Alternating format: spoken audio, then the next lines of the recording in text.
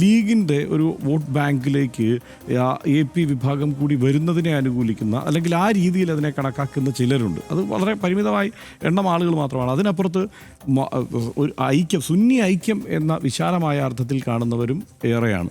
അവരെ സംബന്ധിച്ചിടത്തോളം സുന്നി ഐക്യം എന്നുള്ളത് ആശയപരമായി ഒരു ഭിന്നതയുമില്ലാത്ത ഒരു വിഭാഗം. തീർച്ചയായും ഭരണപരമായ ചില കാരണങ്ങൾ കൊണ്ടും പിന്നെ മൗലികമായ ചില തർക്കങ്ങൾ മുമ്പ് മുതൽ നിലനിന്നിരുന്നതുമായി ബന്ധപ്പെട്ടുള്ള ചില പ്രശ്നങ്ങളൊക്കെ കൊണ്ട് വഴിപിരിഞ്ഞു പോയവരാണ്. ഇവർക്ക് ഒരുമിച്ച് നിൽക്കുന്നതിന് മറ്റു പ്രശ്നങ്ങളൊന്നുമില്ല. ഈ പ്രാദേശിക സ്വത്വം വേറൊരു തരത്തിൽ പേറുന്നവരുമാണ്. ആ വിശ്വാസധാരയിൽ തന്നെ ആ നിലയ്ക്ക് പേറുന്നവരാണ്. അപ്പോൾ അവർക്ക് ഒരുമിച്ച് നിൽക്കുന്നതിന് മറ്റു പ്രശ്നങ്ങളില്ല.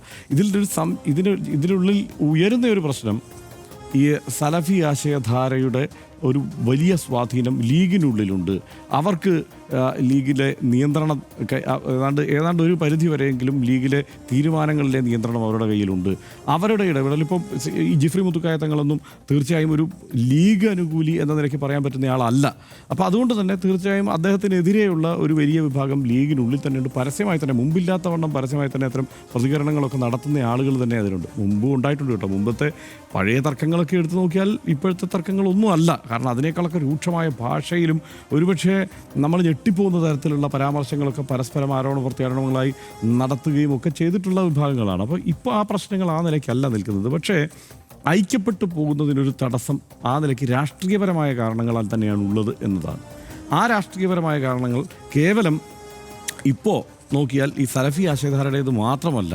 ഇപ്പോൾ ലീഗിൻ്റെ ആശയപരമായി ഇതിനെ മുന്നോട്ട് നയിക്കുന്നതിൽ, അല്ലെങ്കിൽ സമസ്തയിലെ ഒരു വിഭാഗത്തെ ആശയപരമായി അതിനെ മുന്നോട്ട് നയിക്കുന്നതിൽ അതിനുള്ളിൽ ഒരു പങ്കാളിത്തം ഇല്ലെങ്കിൽ കൂടി ഈ ഒരു ജമായത്ത് ആശയധാര കൂടി കടന്നു വന്നിട്ടുണ്ട് എന്നുള്ള ചർച്ച വളരെ സജീവമാണ്. അതിപ്പോൾ വാഫി ഫഫിയ വിവാദവും ഒക്കെ നമുക്ക് തൊട്ട് മുന്നിലുണ്ടല്ലോ. അതുമൊക്കെയായി ബന്ധപ്പെട്ട് നോക്കിയാൽ അവിടേക്ക് കടന്നു വന്ന ചർച്ച ചെയ്ത് സലഫി ആശയധാര എന്നുള്ളതല്ല. അത് കടന്നു വന്നത് ഇത് ജമാഅത്ത് ആശയധാരയിലേക്കാണ് അത് കൊണ്ടുപോകുന്നത്. ജമാഅത്ത് വേദിയിലെ പ്രാസംഗികനായ ഒരു പണ്ഡിതൻ ഇതാ ഇവിടെ സമസ്തയെ ഹൈജാക്ക് ചെയ്യാൻ ശ്രമിക്കുന്നു എന്നുള്ള ചർച്ചയിലേക്കാണ് അത് വന്നത്. അപ്പോൾ അതുകൊണ്ട് തന്നെ അത് കുറേ കൂടി ഗൗരവതരമാണ്. അത്ര എളുപ്പത്തിൽ പരിഹരിക്കാവുന്നതുമല്ല, ഇത് എളുപ്പത്തിൽ സാധിക്കുന്നതുമല്ല.